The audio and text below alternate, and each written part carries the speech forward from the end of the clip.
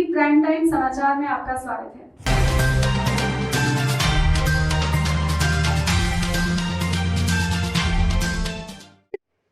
बिहार में विधानसभा चुनाव की सरगर्मी तेज हो चुकी है, जिस सिलसिले में बेगूसराय के मटिहानी विधानसभा से लोक जनशक्ति पार्टी के राजकुमार सिंह ने आज नॉमिनेशन का पर्चा भरा है।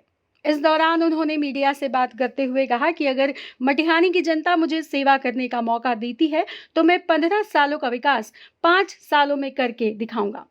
हालांकि पूर्व विधायक 15 साल में विकास के नाम पर सिर्फ लूटते ही रहे हैं और विधायक ने अपना ही विकास किया है। साथ ही उन्होंने विधायक पर हमला बोलते हुए कहा कि अगर एक भी सड़क पर चलकर देखें तो गड्ढों से भरी पड़ी मिलेगी। वहीं बोगोसी के द्वारा लगातार राम बामो कामों की चर्चा करने की बात को लेकर उन्होंने कहा कि मुझे नहीं पता कि रामो का मतलब क्या है और बामो का मतलब क्या। यह मतलब आप उन्हीं से पूछ लीजिए। मटिहानी की जनता में जो आक्रोश है, उन्हें अंधकार में रहने की जो आदत डाली गई है, उस अंधकार को मिटाने के लिए आज एक चिराग जल चुका है। इसीलिए अब उनको जाना ही होगा। और उन्होंने कहा कि मैं मटिहानी का विधायक नहीं हूं, मैं मटिहानी का बेटा हूं। आखिरी सांस तक मैं मटिहानी की जनता की सेवा करता रहूंगा। उन्होंने नामांकन करने के बाद मटिहानी में अपने सैकड़ों कार्यकर्ताओं के साथ जनसंपर्क अभियान भी किया है।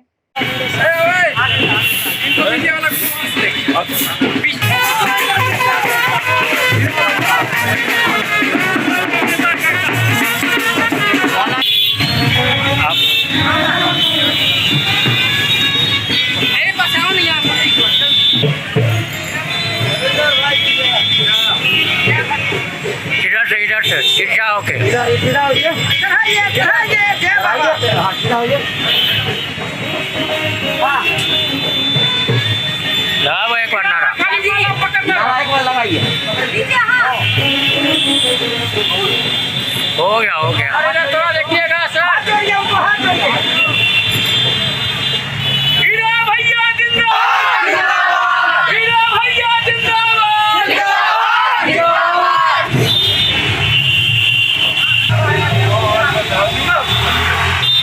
तेरे पीछे सारा जमाना।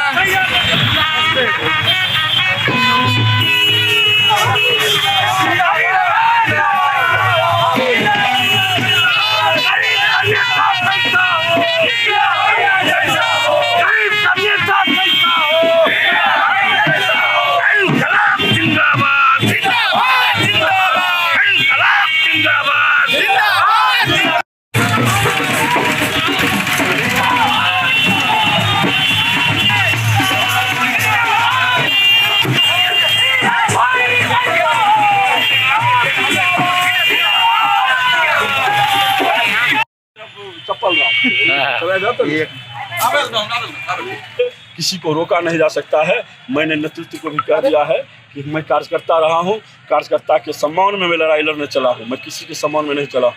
नेतृत्व तो हमने 2019 में दे दिया है और इस हक की लड़ाई कार्यकर्ता थे। किस तरह की धमकी दी जा रही है आपको? आप नॉमिनेशन ना करें, फोन के माध्यम से फोन के माध्यम। यही खबर एक सुनने एक पत्रकार से रिलेटेड भी आई थी, उनको भी अपने मैं उसकी भर्त्सना करता हूं। आज हमारा लोकतंत्र का चौथा स्तंभ पत्रकार है और पत्रकार किसी गार्ड को लेकर नहीं चलता है। आज हमें इतने उग्र हो जाए कि हमारे समर्थक यदि पत्रकारों को रात में गाली दे तो निश्चित बेगूसराय के लिए घोर निंदनीय है। और इस निंदा का मैं इतना ही नहीं करता हूं, मैं प्रदेश नेतृत्व को भी कहा है और ऐसे लोगों को तो खारिज कर देना चाहिए। इन्होंने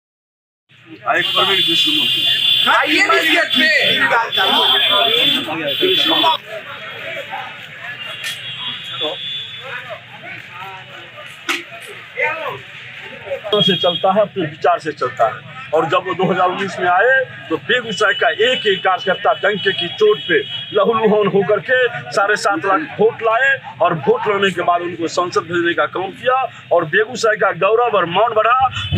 देश ने बेगूसराय को कैबिनेट मिनिस्टर दिया। लेकिन जब कार्यकर्ता आहत तब होता है जब कार्यकर्ता उपेक्षित हो जाता है और रिश्तेदार उसमें पुरस्कृत हो जाते हैं तो कार्यकर्ता मन डोल जाता है। और इसी कार्यकर्ता की आवाज़ बन के मैं उभरा हूँ। मेरी औकात तो बस कार्यकर्ता है और हम कार्यकर्ता के विचार को लेकर सड़क पर संघर्ष करने बढ़े हैं। सभी कार्यकर्ता काफ़ी उत्साहित हैं, काफ़ी लंबे समयों से मेरे साथ संवाद भी कर रहे हैं, मेरे साथ भी हैं। मैं परिणाम की बात तो नहीं करता हूँ, मैं विचार की बात करता हूँ कि बेगूसराय में कोई भी बाहर ताकत आवे, यहाँ का कार्यकर्ताओं को जिताएगा, लेकिन कार्यकर्ताओं का सम्मान होना चाहिए।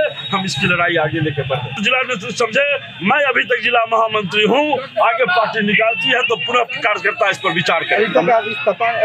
मैं इस्तीफा क्यों दूं? मैं अपने घरों में इस्तीफा क्यों दूं?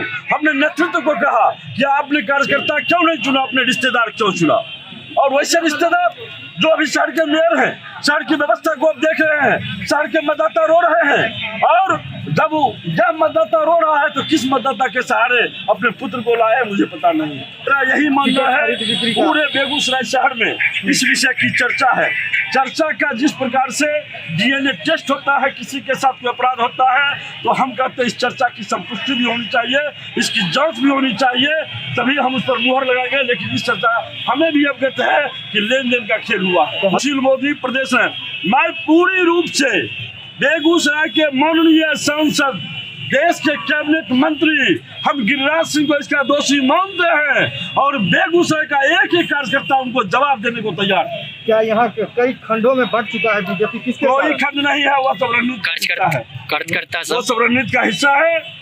और यदि उनको लगता होगा हम नफा नुकसान की राजनीति करके कार्यकर्ता को ठगते रहे हैं, तो कार्यकर्ता भी उनके साथ रहते रहते अपना विषय समझ चुका है।